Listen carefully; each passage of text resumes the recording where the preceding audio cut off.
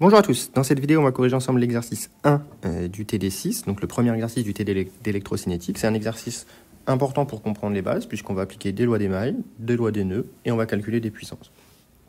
Donc dans un premier temps on nous demande de calculer 3 tensions. Donc je vais remettre le circuit en un peu plus grand pour bien représenter ces tensions. Donc on me demande de représenter UCA, UBD et UCD. Donc UCA par définition c'est VA moins VC, donc c'est le potentiel du point A. C'est VC moins VA, pardon. Hop, c'est le potentiel du point C moins le potentiel du point A. Donc voilà UCA. UBD, ben c'est VB moins VD. C'est le potentiel du point B moins le potentiel du point D. C'est donc cette tension rouge. Et UCD, c'est VC moins VD. C'est donc cette tension ici. Donc voilà les 3 tensions qu'on nous demande de calculer dans la première question. Et donc pour faire ça, on va utiliser des lois des mailles, tout simplement. On connaît la tension de la pile qui vaut 15 volts.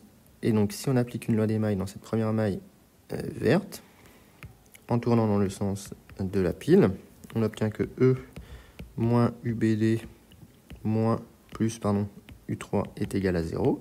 Et donc on obtient que UBD est égal à E plus U3. E ça vaut 15 volts, U3 ça vaut moins 10 volts. Donc on en déduit UBD qui est égal à 5 volts. Donc voilà le premier résultat de cette question. Pour calculer UCA, on va appliquer une petite loi des mailles dans la grande maille ici en rose en tournant dans le même sens. J'obtiens que E moins U2 moins UCA est égal à 0. Donc j'obtiens de manière équivalente que UCA est égal à E moins U2. Et donc l'application numérique va me donner que UCA est égal à 15 pour E et U2 on avait c'est 6, ça fait 9 volts. Et enfin, pour calculer UCD, ben on va utiliser l'équivalent d'une relation de Schall pour les vecteurs, sauf que cette fois-ci c'est pour les tensions algébriques. On a que UCD est égal à UCA plus UAD. Mais UAD, c'est VA moins VD. Et donc par définition, VA moins VD, c'est U3. Donc on obtient que UCD est égal à UCA plus U3. UCA, on a trouvé tout à l'heure que c'était 9 volts. U3, c'est moins 10 volts. Ça fait donc moins 1 volt. On peut vérifier, puisqu'on connaît UBD.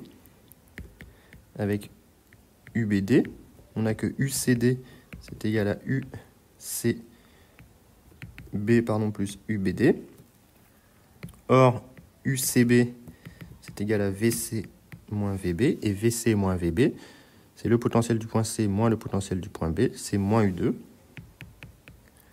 Donc ça fait UBD moins U2. UBD, ça vaut 5 volts. U2, ça vaut 6 volts. 5 moins 6, ça fait bien moins 1 volt. Donc on est bien cohérent. Pas de problème. Donc voilà pour ces 3 tensions. On nous demande de calculer la puissance fournie par la pile. La pile est un générateur. Donc pour calculer la puissance fournie, il faut se mettre en convention générateur. Donc P fourni est égal à U fois I en convention générateur. Je vous rappelle que lorsqu'on est en convention générateur, la puissance correspond à la puissance fournie. Donc on va placer l'intensité en convention générateur. Et donc au nœud B, on va faire une petite loi des nœuds pour trouver I.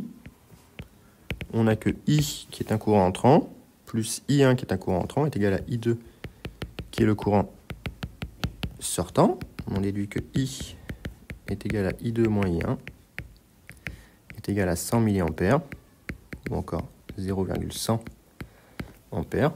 Et donc on en déduit que la puissance de la pile est égale à E fois I, c'est donc égal à 15 fois 0,100, c'est donc égal à 1,5 watts. Dans la dernière question, il s'agit maintenant de déterminer quel dipôle est un récepteur, quel dipôle est un générateur. Donc on va calculer la puissance reçue, c'est plus facile, on calcule la puissance reçue pour chaque dipôle. On rappelle ici que la puissance reçue, c'est égal à U fois I en convention récepteur, cette fois-ci.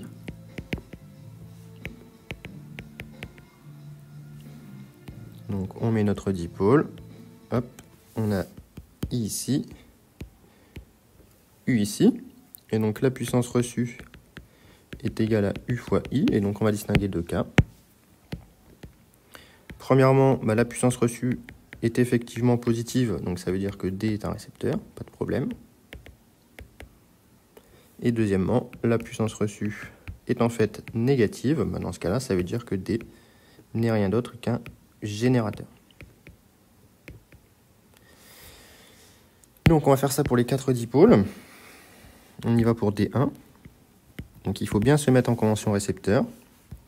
Donc pour D1 en convention récepteur, on a directement P égale UCA fois I2. P1 égale à UCA fois I2. UCA, on l'a calculé en question 1, entre les 9 volts. I2 est égal à 150 mA. Ça fait donc 9 fois 0,15 ampères. Et ça fait 1,35 watts. C'est positif. Donc D1 est récepteur. Pour D2, on a que P2 est égal, on est toujours en convention récepteur, pas de problème, donc c'est U2, I2.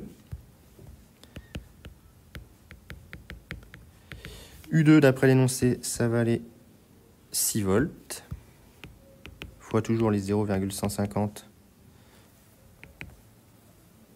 ampères, ce qui nous fait 0,9 watts, ce qui est positif. Donc D2 est également un récepteur. Pour D3, P3 est égal, on est en convention récepteur aussi, donc U3I1. Avec U3 qui valait moins 10 volts et I1 qui vaut